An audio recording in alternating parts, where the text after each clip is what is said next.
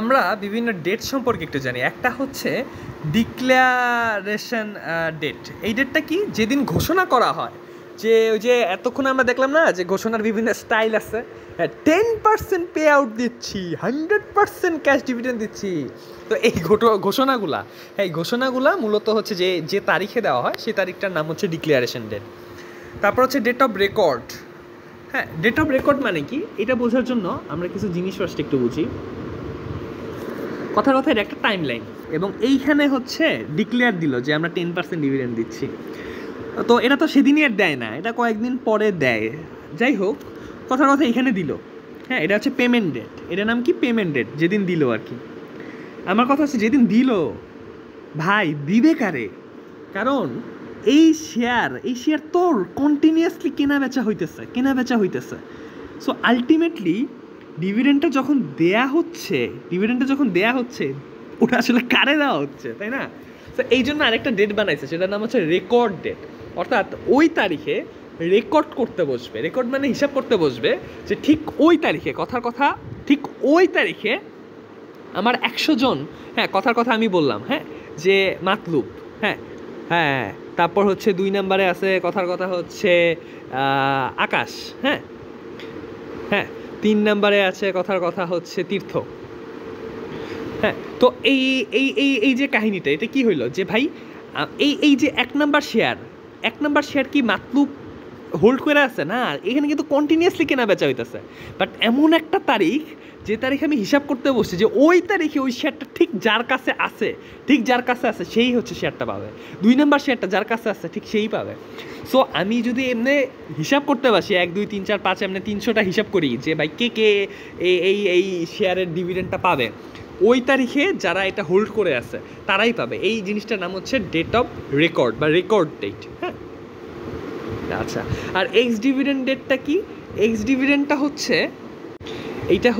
Record day এর immediate আগের দিনের যে অবস্থা সেটাকে এক্স ডিভিডেন্ড ডে বলা হইতেছে।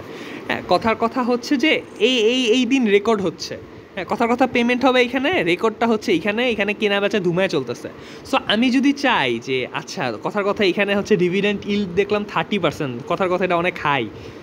হ্যাঁ, তো আমি চাই যে আচ্ছা এই কোম্পানিটা এত পরিমাণ ডিভিডেন্ড ডিক্লেয়ার করছে, আমার এই ডিভিডেন্ডটা নিতে হবে।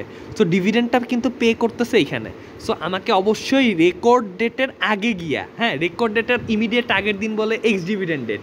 অর্থাৎ আমি যদি এক্স ডিভিডেন্ড ডেটেও হচ্ছে ডিভিডেন্ড শেয়ারটা কিনি, তাহলে রেকর্ড ডেটে আমার নাম রেকর্ড হয়ে যাবে, স্বাভাবিক। হ্যাঁ, তো কথার কথা এই তারিখে ডিক্লেয়ার দিছে, এই তারিখে পেমেন্ট হবে। তা আমি আসলে ডিভিডেন্ডটা যদি নিতে চাই, আমি কোন তারিখে কিনবো? আমি কি এই জায়গায় এসে কিনবো, আমি এই জায়গায় কিনবো, নাকি আমি এই জায়গায় কিনবো?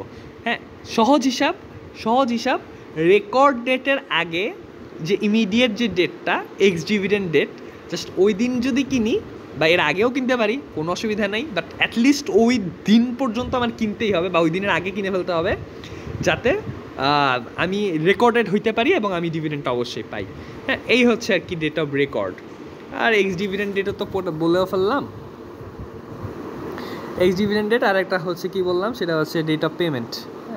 যেদিন পেমেন্ট করে সেটা হচ্ছে পেমেন্ট ডেট। এছাড়া আরেকটা ডেট আছে, সেটার নাম হচ্ছে এজিএম ডেট। এটা বাংলাদেশে আছে। হ্যাঁ, যেদিন অ্যানুয়াল জেনারেল মিটিং হয় সেদিন হচ্ছে এজিএম ডেট। জেনারেলি শেয়ার হোল্ডারদেরকে একটা চয়েস দেওয়া হয়, যেহেতু তারাই কোম্পানির মালিক, ডিসিশন তো তারা নিবে যে আমরা 10% ডিভিডেন্ড ডিক্লেয়ার করছি, তোমরা কি 10% চাও কি না। সো এক্ষেত্রে শেয়ার হোল্ডারদের একটা সে থাকে বা একটা ভোটিং রাইট থাকে, বাট ওরা কোনোভাবেই রেটটাকে বাড়াইতে পারে না। 10%কে বাড়ায় 15% করতে পারবে না, তারা চাইলে এটাকে কমাইতে পারে ভোট দিয়া। হ্যাঁ, তবে আরেকটা তারা কাজ করতে পারে, তারা বলতে পারে যে আচ্ছা আমাদের পুরাটা ক্যাশ না দিয়ে আমাদের 60% স্টক ডিভিডেন্ড দেন, বা 40% স্টক ডিভিডেন্ড দেন, 60% ক্যাশ ডিভিডেন্ড দেন। এইভাবে একটা মিশ্রণ তারা সাজেস্ট করতে পারে আর কি। হ্যাঁ, এটা কি